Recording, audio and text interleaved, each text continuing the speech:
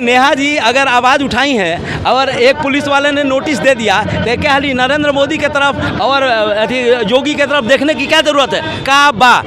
काबा के बात वो होता, बाबा के बात काबा नाबा ये सब कुछ नहीं के। कुछ लोग ऐसे हैं जो केवल भोजपुरी के आधार पे सांसद बने हुए हैं। अश्लील इसलिए हो रहा है कि उसकी मान्यता प्राप्त नहीं है, उस पर कोई लॉ एंड ऑर्डर काम नहीं करता है। तारा लगे बाप पावर तो तनी भोजपुरी खाती मगही खाती आवाज़ उठाव। भोजपुरी के एक सिंगर हैं नेहा सिंह राठौर जी, वो भोजपुरी में जो है गाना गाकर सरकार के विफलताओं को बताती हैं जी। लेकिन उनके घर पर जो है प्रशासन के द्वारा नोटिस थमा दिया गया है। तो आपको क्या लगता है कि जो लोग आवाज़ उठा रहे हैं कहीं ना कहीं किसी चीज़ को लेकर, शासन प्रशासन को लेकर, भाषाओं को लेकर, उनके ऐसा किया जाता है तो आवाज़ दबाने की कोशिश की जाती है, तो इसके विषय में क्या कहना है? मैं एक चीज़ कहना चाहता हूँ कि देखिए सबसे बड़ी बात है कि रूल एंड रेगुलेशन और गवर्नेंस की दृष्टि से पुलिस तो हर एक जगह है, लेकिन नेहा जी अगर आवाज़ उठाई है और एक पुलिस वाले ने नोटिस दे दिया तो क्या हाली नरेंद्र मोदी के तरफ और योगी के तरफ देखने की क्या ज़रूरत है। हम भी तो बात कर रहे हैं काबा के बारे में, बाबा के बारे में, ये सब कुछ चर्चा हो रहा बा,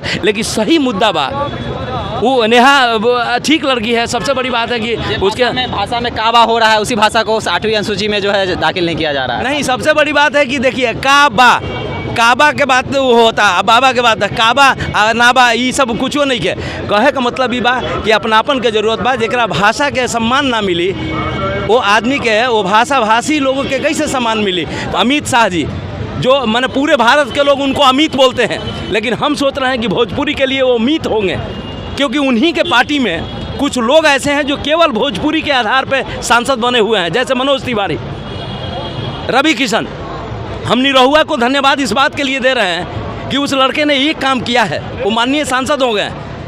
हमें ऐसा लगता है कि भोजपुरी का सबसे ज़्यादा हक उस आदमी ने उस दिन अदा किया जब पहले ही संबोधन में संसद में उन्होंने संविधान के आवाज़ उठाया था। तो ये बात के लिए हम धन्यवाद देते हैं निरहुआ को। लेकिन अभी ये दो लोग जो है ये सभा में तो बोलते हैं कि संविधान में लागू हो जाए, लेकिन कहे का मतलब ये बा कि कब लागू हुई। बिहार के सभी कलाकारों को जो आज अश्लीलता के नाम पे तरह तरह के लोग काम करते हैं, तो अश्लील इसलिए हो रहा है कि उसकी मान्यता प्राप्त नहीं है, उस पर कोई लॉ एंड ऑर्डर काम नहीं करता है। तो मुझे ऐसा लगता है कि अब ज़रूरी है कि जैसे ही संवैधानिक भाषा होगा सारे लोग कंट्रोल में हो जाएंगे। जैसे रवीश जी भी सुना है कि शुरू किया है वो भोजपुरी चैनल, तो वो शुरू कैले वाला भोजपुरी चैनल, उनका से 10-12 बार हमारा मुलाकात भइल बा। हम जब आंदोलन करते नहीं थी जंतर मंतर पर, तो कहे का मतलब ही बा कि तू अगर मान लो कि तारा लगे बाप पावर तो तनी भोजपुरी खाती मगही खाती आवाज़ उठा के तू वहीं से ट्विस्ट कर। अगर आवाज़ उठेबा तो शायद सब कुछ हो जाए। भोजपुरी जो भाषा है कहीं ना कहीं जो भारत में कम से कम बिहार में जो ज़्यादा बोली जाती है, और इसकी जो पहचान है, भारत की जो पहचान है, कहीं ना कहीं फॉरेन में भी भोजपुरी से ही होती है। भोजपुरी के गाने बजते हैं, जब भी पार्टी फंक्शन होता है भोजपुरी के गाने बजते हैं, लोग उस पर ठुमके लगाते हैं। तो कहीं ना कहीं काफ़ी लंबे समय से भोजपुरी के साथ सौतेला व्यवहार, आपका एक मैसेज क्या होगा?